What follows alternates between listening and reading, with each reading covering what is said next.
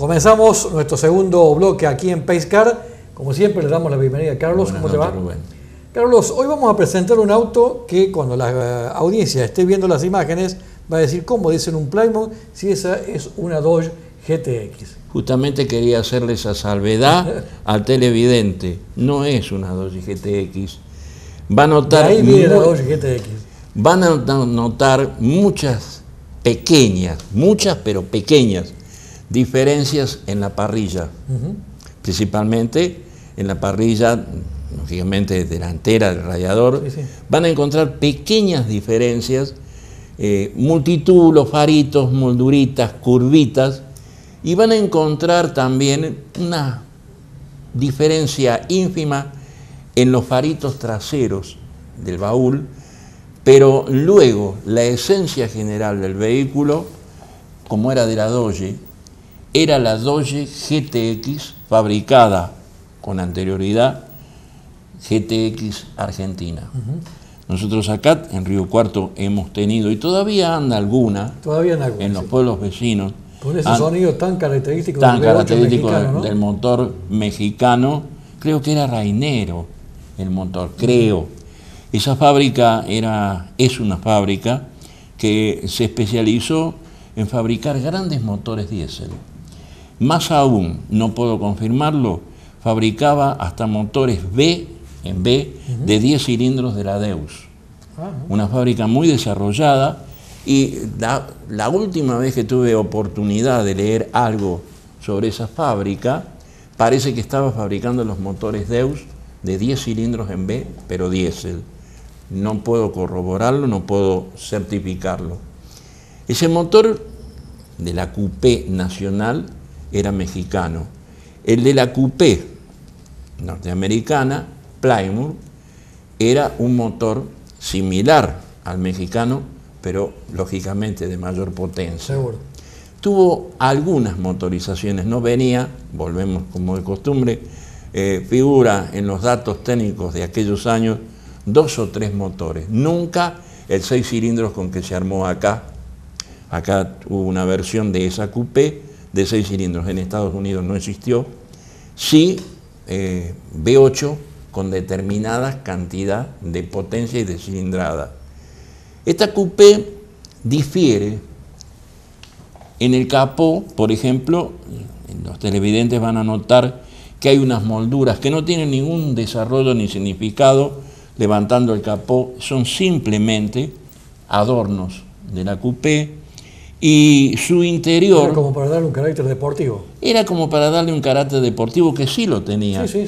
Porque el norteamericano a este coche de gran potencia lo llama muscle car, coche con músculo, coche con potencia. Musculoso. Este entra dentro de la categoría de los muscle car. Tal es así que si algún televidente quiere entrar en internet y buscarlo, no lo va a encontrar. ¿Por qué? Porque cuando pida Plymouth GTX, la página lo va a derivar directamente a otro coche de la Dodge, el Barracuda, que lógicamente posiblemente hayan compartido algo de la plataforma original, pero era otra línea y otro motor. Seguro. Todavía aún más potente todavía. Tenía más caballos de fuerza. Esto era como una versión descafeinada, como dicen los españoles, de un coche deportivo, de pseudo coche deportivo, a tal punto de que olvidémonos de los frenos a discos, eran frenos a campana. Está bien, estamos hablando de también nuevamente de 50 años atrás. Y vos haces referencia de que era un auto deportivo, que no era un auto deportivo, pero nosotros como buenos argentinos lo hicimos súper deportivo, porque los chicos jóvenes que no vieron andar por la calle de 0 kilómetros a un auto como esto, es el original de las Coupé Dodge que siguen corriendo en el Sí, TC. señor. Es el original. Es el original. Claro. Lo que sucede es que lógicamente no hacemos escuela, simplemente traemos al conocimiento de aquella persona que no cumplió todavía los 50 años, coches que cuando él nació ya tenían 2 o 3 años de uso. Claro. Entonces no tuvo oportunidad en su desarrollo, cuando tomó conciencia de un vehículo o de lo que era un auto en sí, Sí, el coche tenía 10, 15 años y se veía muy poco en el interior. Eran coches de prioridad de las grandes ciudades, llamemos Córdoba, Capital, Buenos Aires. Ahí todavía existen, cuando uno va o que hay una reunión, por ejemplo, anual de autos antiguos, no me acuerdo cómo se llama la que hacen en Palermo, La autoclásica. Autoclásica, se ve alguna... Perdón, en San Isidro. En San Isidro, se ve algún coche de esto, Sí, sí. que la juventud lo mira con asombro. Yo los veo que lo mira con asombro. ¿Por qué? Porque no lo conocieron. Para nosotros es un auto clásico tirando antiguo. Sí, sí. Para ellos es una novedad. Eso es lo que nosotros, a lo menos de mi parte, a través de Pacecar, quiero hacerles a la gente que no conoció ese auto, que conozca lo que ya pasó. Claro. Y reiterarle a nuestra audiencia que de esa coupé que se fabricó aquí en el país, muy pocas salieron con el motor V8, como vos decías, y la mayoría con el 6 en línea, ¿no?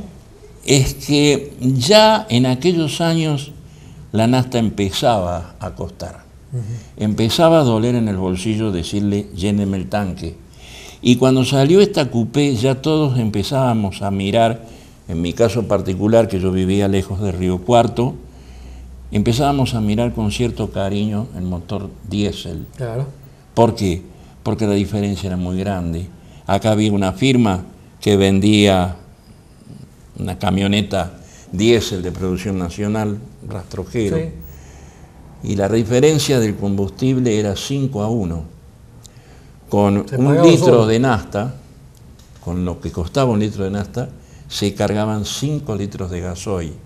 Era muy importante eso, cuando se hacían recorridos semanales de 200, 300 kilómetros por semana. Amén de la economía de un motorcito de 4 cilindros de casi 2 litros de cilindrada contra una F100 con 4.000 y pico de centímetros cúbicos, con un carburador que le decíamos cacerola por el tamaño, y un consumo elevado. Elevado.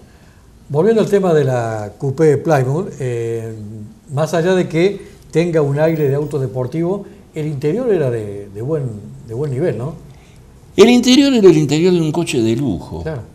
Venía con tapizado de cuero. Yo me acuerdo que la mayoría, el cuero era negro, muy brilloso, un tablero con unos relojes grandes. Un volante deportivo, como decíamos aquí. Un volante deportivo de 3 rayos, palanca al piso. Claro. Eso es lo que le daba el toque para aquellos años, la palanca al piso, se le daba... Era deportivo. Era deportivo. No nos olvidemos que esta coupé estaba en el mismo nicho que el Torino. Claro. Lo que pasa es que el Torino, como se apuntó directamente cuando salió a lo que fue después, era el turismo de carretera, tuvo más fama. Sí, sí. Entonces le costó, y podría asegurar que no pudo derrotar a la fama que a través del Torino se había hecho para ese tipo de coche con esta coupé. Capaz que técnicamente, mecánicamente, todo lo que me quieran decir fuera mejor, pero ya el que pega primero pega 2 veces, Claro, dice el refrán. De cualquier manera, la coupé Dodge, la GTX que se fabricó acá, no tenía nada que ver con la otra coupé que salió también con el motor 6. Con el motor 6 cilindros. Era otra cosa. Otro motor. El nivel también del auto, la calidad del auto era diferente también. Las carrocerías eran lo mismo. Sí, Lógicamente, el 6 cilindros venía con un tapizado, me acuerdo que era de tela, no sé si a pedido vendría de cuero, venía con otros colores, color pastel, o sea, le llamo color pastel a aquellas pinturas que no tienen purpurina. Sí, sí. Algunos detalles de tablero diferente, estaba, perdonando la expresión, abaratada. No era, Exactamente. no era que la abarataran, simplemente le sacaban. Era el modelo base, como se dice. Claro, hoy con mayor elegancia se llama modelo base, Claro. modelo full o modelo full. Sí, sí. Bueno, era un modelo base. La 6 cilindros era el modelo base. Para decirlo con otra palabra que no suene tan feo como decir es más barata. Inclusive hemos tenido oportunidad de ver en aquella época imágenes, fotos de la coupé mexicana, toda la estructura mexicana, con ruedas muy anchas, Claro que había que poner toda esa potencia, había que transmitir la potencia del motor al piso. Claro. De ahí es de las ruedas patonas. ¿Por qué? Porque si ponemos una rueda finita y le transmitimos 200, 300 caballos de fuerza, lo lógico es que empiecen a patinar. Seguro. Entonces, aumentamos el tamaño de la cubierta, pero ya entramos a leyes físicas que se nos escapamos de la esencia de lo que representa esta escala. ¿Qué más te queda de la escala? De la escala, decir que la escala en su momento, cuando yo compré esa escala que estamos viendo, era lo mejor que había en escalas. Es una escala norteamericana, era lo mejor que había en escalas. Se notaba en su caja, en su terminación y hasta en su precio. Ya ha sido superada. Hoy Sí, es una escala más. Carlos, gracias. Nos vemos la semana que viene. Buenas noches. Hasta aquí llegamos en este segundo bloque, el bloque de las escalas junto a Carlos Cueva. Vamos a hacer una pausa y ya volvemos.